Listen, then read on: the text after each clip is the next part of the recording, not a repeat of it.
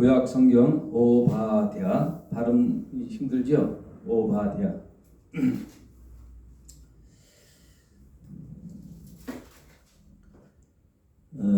오바댜는 구약에서 가장 짧은 책이죠. 한 장으로 되어 있어요.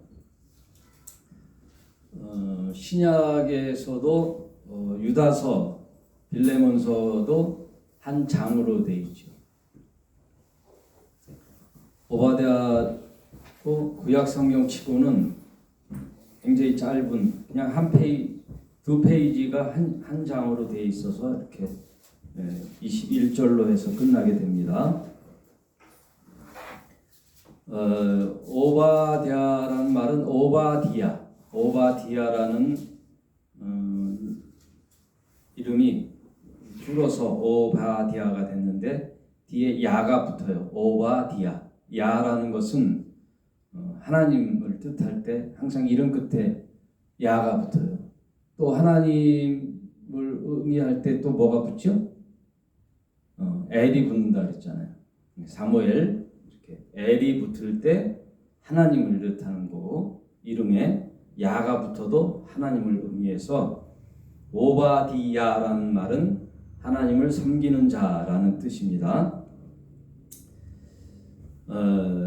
그리고 이 사람에 대한 정보나 선지자 활동했던 시기에 대해서 이렇게 자세히 나와 있지 않고 그냥 바로 1장 1절에 오바다의 묵시라라는 시작으로 이 계시의 책이 소선지서로서의 말씀이 시작되죠.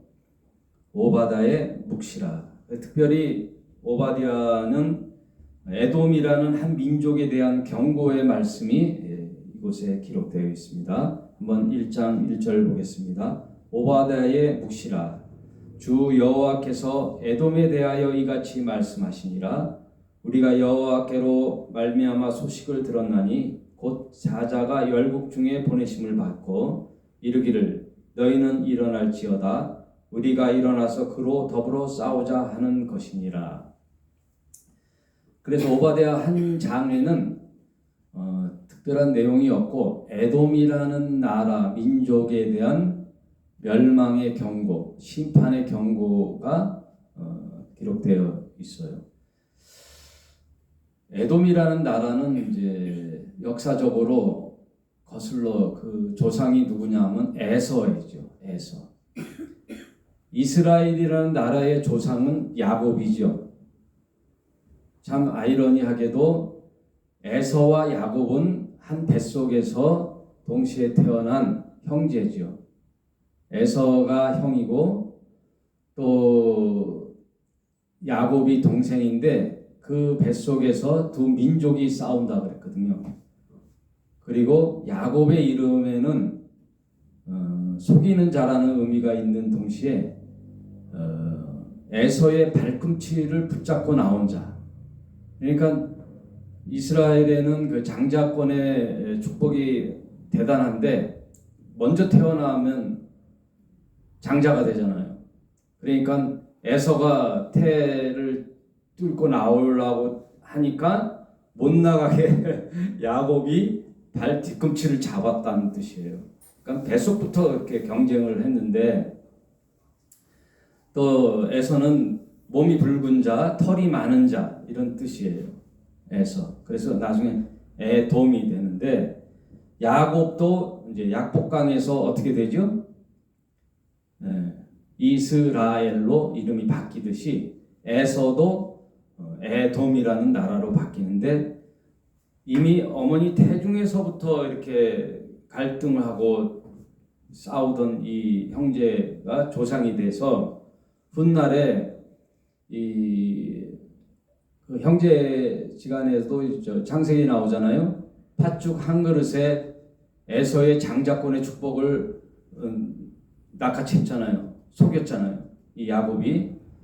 그래서 그 장자권의 축복을 받고 삼촌 라반의 집으로 도망가서 결국을 또 고향으로 돌아오는 길에 또 이제 또 화해도 했지만 두 사람은 계속 서로 반목하고 싸우는 그런 것을 볼 수가 있어요. 그래서 결국은 에서로 인한 조상이 되어 한 민족을 이루고 야곱이라는 자가 또 12아들을 낳고 12지파가 되어 이스라엘의 조상이 되듯이 두 민족 간에는 이제 앙숙이 나중에 돼요.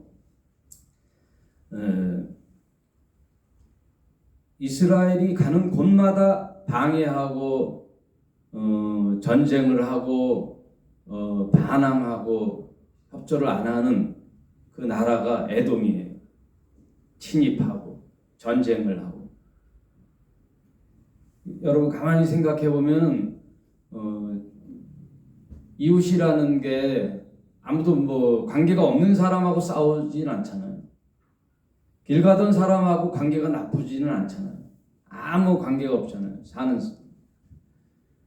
그래서 가만히 살펴보면 아는 사람과 다투게 되고 또 가까운 사람과 다투게 되고 싸우고 또 관계가 틀어지고 하잖아요. 그래서 집안의 사람들, 형제간이 왼수가 되는 거예요.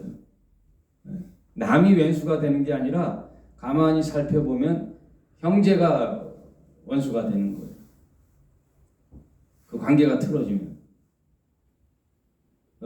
아브라함의 아들 이스마엘도 마찬가지죠. 아브라함의 첫째 아들은 이스마엘이죠. 적자는 아니지만 이삭이 본 아내 사라에서 태어난 적자지요. 그래서 이삭의 후예와 또 이스마엘의 후예가 또 지금은 한 민족을 이루잖아요. 이스마엘의 후예가 또 이스람권이니까 오늘날 이스라엘과 적대적으로 또 싸우고 전쟁을 하고 수백 년, 수천 년 앙숙이 되어 온 사람들이 민족들이 이스마엘의 후예들이죠. 이스람권. 이런 것처럼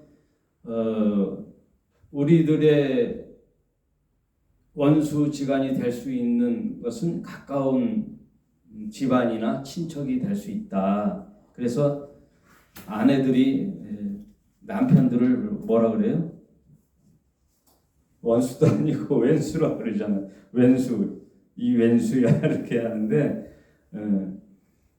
가장 가까워야 할 사람이 마음의 상처를 입고 어떠한 목적이 다르면 이제 왼수가 된다는 뜻이에요. 이게 성경이 우리에게 역사를 통해서 알려주는 건데 잠언에서 보면 이런 말씀이 있죠. 왕궁에서 악처와 천년을 사는 것보다 현숙한 아내와 초가상간에 하루를 사는 것이 더 낫다.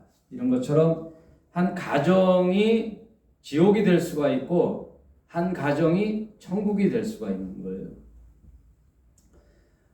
오늘 오바다를 통해서 봐도 형제 야곱과 에서의 훗날의 모습은 서로 원수지간이 되는데 이것에 대한 심판을 하나님께서 하시는데 에돔에 대한 심판을 오바댜에다 기록했다는 거예요. 그럼 뭐에 대한 심판이냐? 2절에 여호와께서 가라사대 내가 너를 열국 중에 미약하게 하였으므로 네가 크게 멸시받느니라. 바위 틈에 거하며 높은 곳에서 사는 자여 네가 중심에 이르기를 누가 능히 나를 땅에서 끌어내겠느냐 하리니 너의 중심의 교만이 너를 속였도다. 하나님은 야곱과 에서 간의 분쟁보다 에돔, 이 에서의 인생에서 그리고 에돔 민족의 그 정체성에서 볼 때 교만함을 지금 얘기하는 거예요. 형제 간의 원수지간이 아니라 에돔 민족의 교만함을 지금 심판하시는 거예요. 교만. 그 에돔이라는 나라의 지형적 영향도 있긴 하죠. 지형적 영향. 3절에 바위 틈에서 거하며 높은 곳에 사는 자여라고 하잖아요. 이 에돔이라는 나라는 여러분 이스라엘 지도를 보면은 갈릴리 호수에서 사해 바다까지 이렇게 요단강이 흐르잖아요. 그 요단강 하류, 사해 바다, 사해라는 호수가 너무 넓기 때문에 바다라는 호칭도 써요. 그래서 사해 바다 동남쪽에 에돔이라는 나라가 있어요. 이 에돔 민족은 그 지형은 높은 산들이 이렇게 절벽을 이루고 초롱성처럼 딱 돼 있고 높은 곳에 고산지대에 위치해 있어서 아주 요새 중에 요새. 그래서 어느 나라도 그 에돔을 치기가 굉장히 까다로운 지형적 요새 특색이 있어요. 그거를 거기서 이제 뭐가 생겨났느냐? 에돔 민족의 교만함이 이제 쌓인 거죠. 바위 틈에 거하며 높은 곳에서 사는 자여, 네가 중심에 이르기를 누가 능히 나를 땅에 끌어내리겠느냐? 어떤 나라도 침범할 수 없다. 이제 그 얘기죠. 그런 교만한 민족에 관하여 하나님께서 이제 심판한 거예요. 아무튼 에돔의 역사는 그렇게 이스라엘과 적대적으로 살면서 누구도 침범할 수 없는 요새에서 이제 민족을 이루고 살았는데 4절 이후로 한번 또 읽어보겠습니다. 네가 독수리처럼 높이 오르며 별 사이에 깃들지라도 내가 거기서 너를 끌어내리라.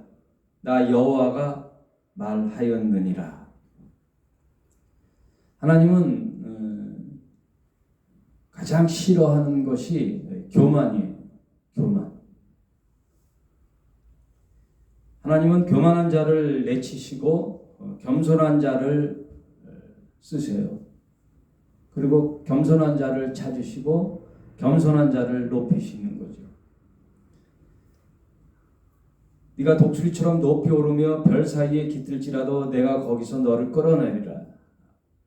그리고 혹시 도적이 네게 이르렀으며 강도가 밤중에 네게 이르렀지라도 그 마음에 만족하게 취하면 그치지 아니하겠느냐.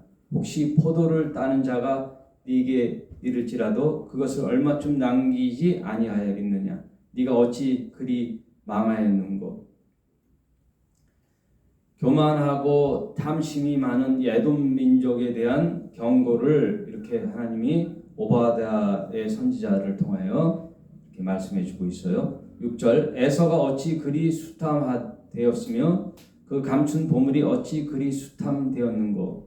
너와 약조한 자들이 다 너를 쫓아 변경에 이르게 하며 너와 한몫하던 자들이 너를 속이고 이기며 네 식물을 먹은 자들이 네 아래에 함정을 베푸니 네 마음에 지각이 없음이로다. 나 여호와가 말하노라. 그날에 내가 에돔에서 지혜 있는 자를 멸하며 에서의 산에서 지각 있는 자들을 멸하지 아니하겠느냐. 그만한 네 용사들이 놀랄 것이라. 이로 인하여 에서의 산의 거민이 살육을 당하여 다 멸절하리라. 결국 교만한 민족은 하나님이 내치시는데 하나의 샘플로서 에돔을 뜻하는 거지 에돔만을 멸망시킨다는 게 아니에요.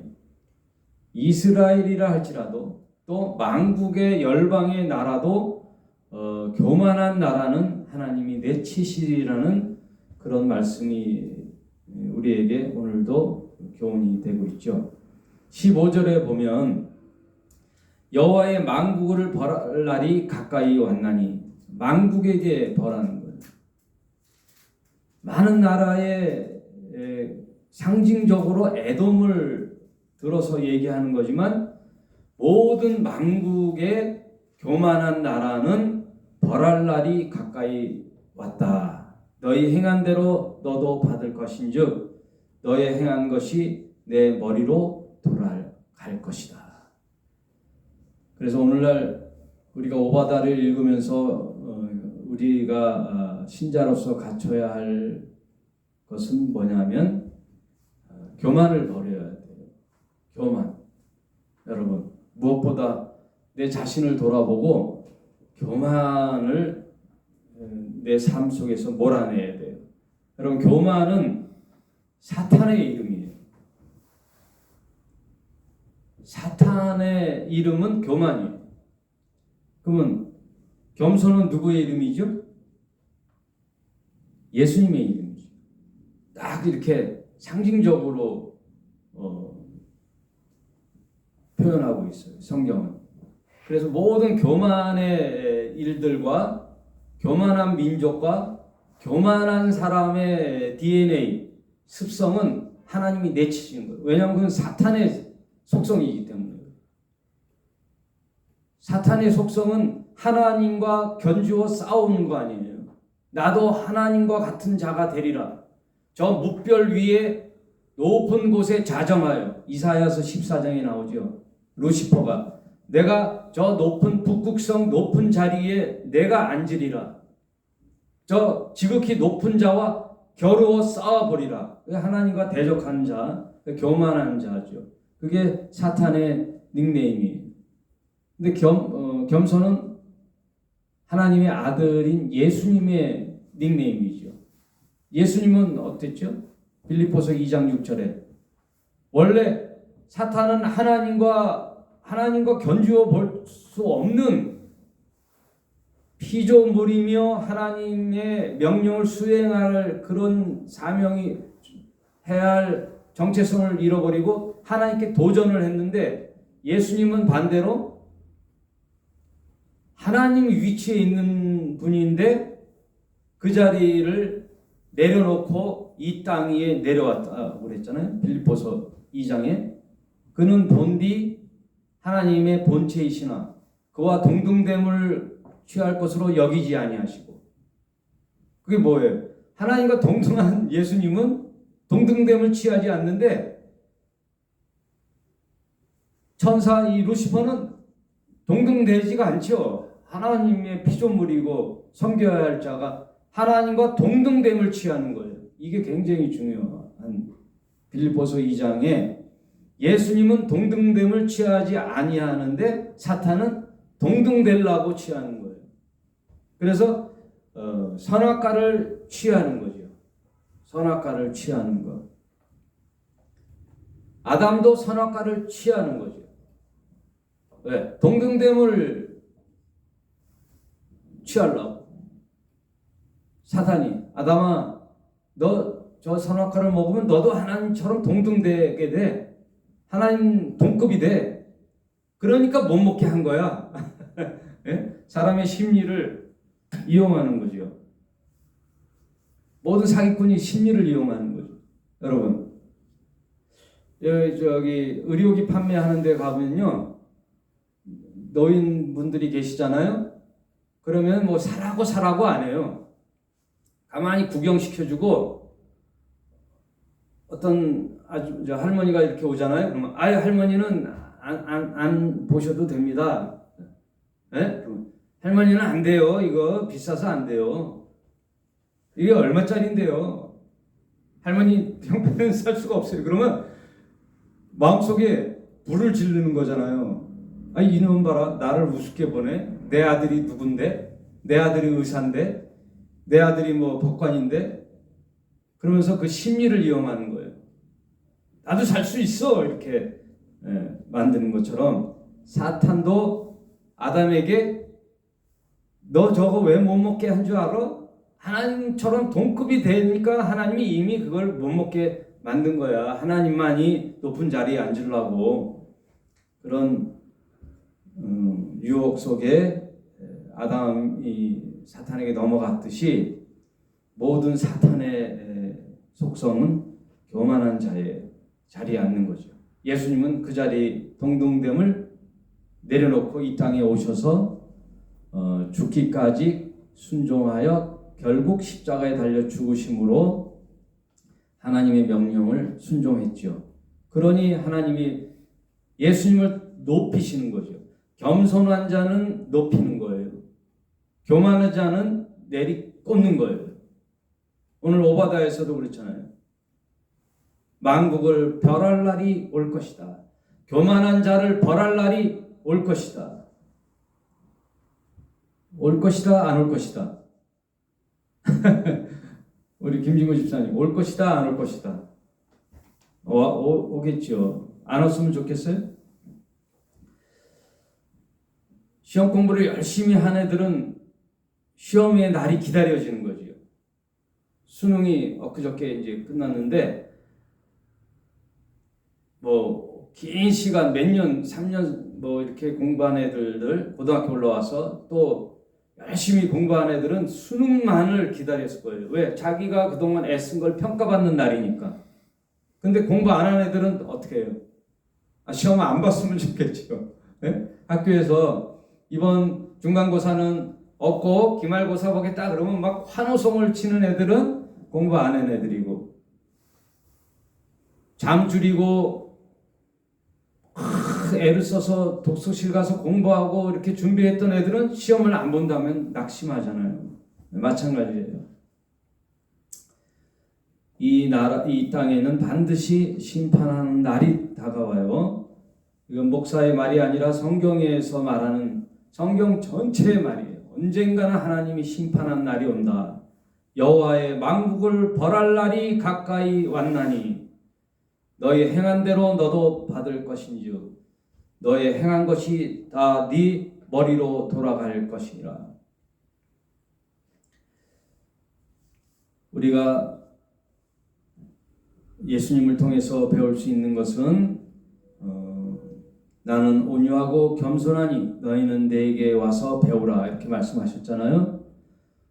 여러분 오늘 말씀을 오바댜가 짧으니까 말씀을 요약해 보면 우리 삶 속에서도 겸손하게 살아야 되겠어요. 우리가 예수님께 배우는 게 뭐겠어요? 나는 온유하고 겸손하니. 여러분 예수님께 배울 것은 온유하고 겸손이에요. 늘 나를 낮추고요.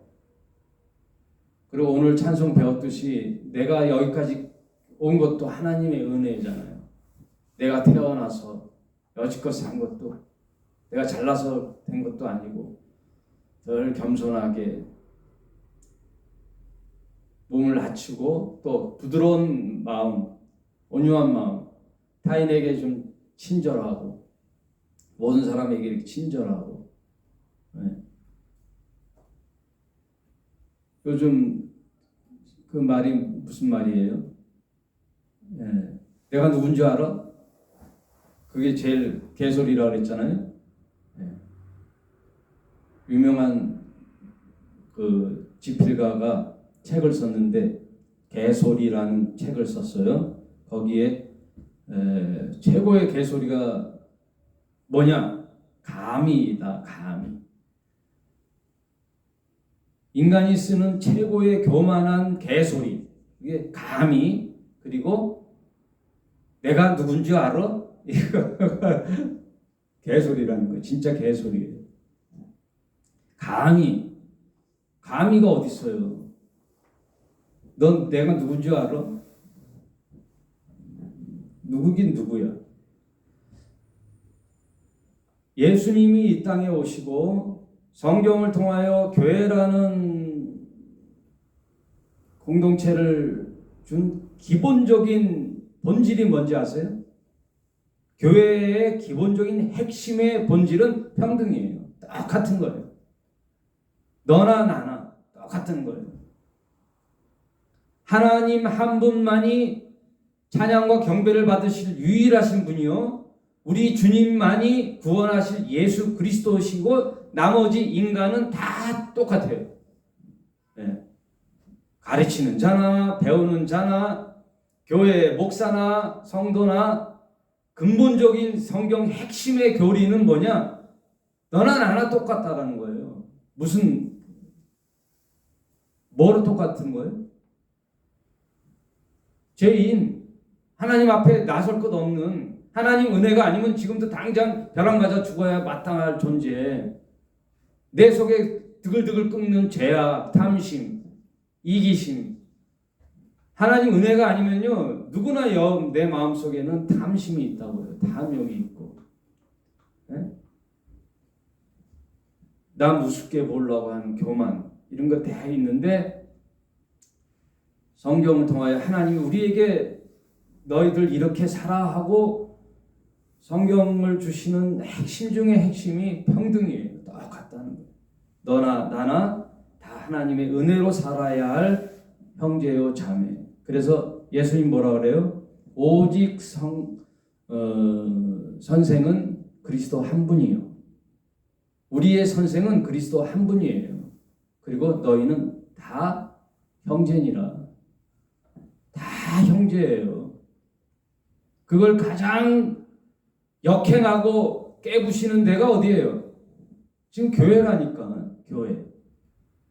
교회가 계급 사회를 만들고 군림하고 목사, 장로, 권사 뭐 이렇게 신분을 줘가지고 이렇게 계급을 만드는, 그건 너무도 성경을 모르는 자들의 작태죠. 성경의 기본 핵심 말씀은 모두 같다는 거예요. 형제요 자매요. 너와 나는 같은 존재다. 하나님의 은혜 속에 구원받은 같은 존재다. 그러므로 네가 감히 나에게 이런 말은 통할 수가 없어요. 내가 누군 줄 알아? 네가 누군데? 저기 지금 어느 학교 강당에서 하는 교회에 목사가 여잔데 아주 큰 교회가 됐죠. 그 목사가 차를 탁 끌고 나가오면서 주차장에 자기가 대는 차에다 대려니까 그 얼굴을 몰랐던 그 교통 정리하는 사람이 차 빼라고 그러니까 창문을 쭉 열더니 나야 나 몰라? 여기 교회 담임 목사 그랬다는 거죠. 에? 담임 목사는 주차를 저 끝에다 해야지. 그럴수록 바로 로얄 그 교회 첫 머리에 담임 목사 자리 이렇게 하는 교회도 있다 그래요. 주차장에 담임 목사 딱 주차 거기 써 있대. 거기는 빨간 그 고무통으로 주차 못하게 해놓고 뭐 장로석 뭐 그런 거 있잖아요. 세상보다 못하죠. 세상은 어떻게 해요? 장애인 자리에 주차 이렇게 장애인 자리가 있고 또 노약 여자들이 또 주차하게끔 이렇게 약자들을 배려하는 주차가 해야 하잖아요. 제일 안 지키는 게 교회예요. 그러니까 계급 사회처럼 느껴지는 교회는 성경의 시옷자도 모르고 지금 교회를 하는 거예요. 말씀을 정리하도록 하겠습니다. 하나님은 교만한 자를 망하게 하시고 우리를 겸손한 자리에 있게 하시고 언제나 낮은 자리에서 서로 형제를 돌아보는 그런 신자들이 돼야 되겠죠.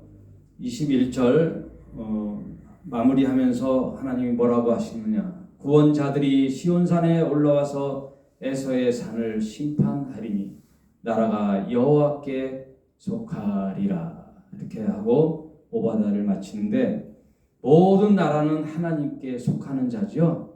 하나님께 속한 자인데 하나님의 속한 나라는 하나님은 낮추시고 겸손하게 하고 교만한 자는 하나님께서 벌하시고 낮추시는 또 심판하시는 그런 말씀이 오바다를 통하여 에돔을 상징적으로 얘기했지만 결국 만국을 향한 하나님의 경고의 말씀이다. 이렇게 이해하시면 되겠어요. 오늘 말씀을 여기까지 하고요. 우리 이제 희락의 교회도 이렇게 첫 발을 내디는데 여러분 우리 목사님은 뭐 우리를 배려해서 이렇게 했으면 좋겠어 저렇게 했으면 좋겠어 하는데 여러분 신앙은 여러분이 갖고 가야 돼요. 지난 시간에도 말씀드렸죠. 우리의 믿음은 마치 정원과 같아요. 잘 되겠지 하고 내과에 두면요 잡초가 무성하게 돼요. 농사 져봐서 잘 아시죠? 다음날 가면 그냥 잡초만 무성해지잖아요. 잡초는 또 얼마나 빨리 자라요. 가라지가 금방금방 자라요. 관리를 안 하면 그냥 잡초만 무성해지는 거예요. 그러니 우리 마음이 정원, 내 영혼의 정원 가꾸고 또 관리하고 아름답게 꾸며야 돼요. 여러분 우리 가정도 늘 청소하고 가꾸고 또 꾸미듯이 내 마음의 집, 내 영혼의 집, 하나님께서 함께하는 내 마음을 늘 지켜야 돼요. 오늘도 그런 일환에서 교만 얘기했는데 여러분의 신앙을 지켜야 돼요. 목사에게 의존할 게 아니고 여러분의 신앙은 여러분이 이제 지켜나가고 가꿔야 돼요. 누가 시켜서 하진 않잖아요. 어른이라는 것은 뭐예요? 자발적으로 하는 거거든요. 누가 시켜서 또 시킨다고 하면 또 요즘은 싫어하잖아요.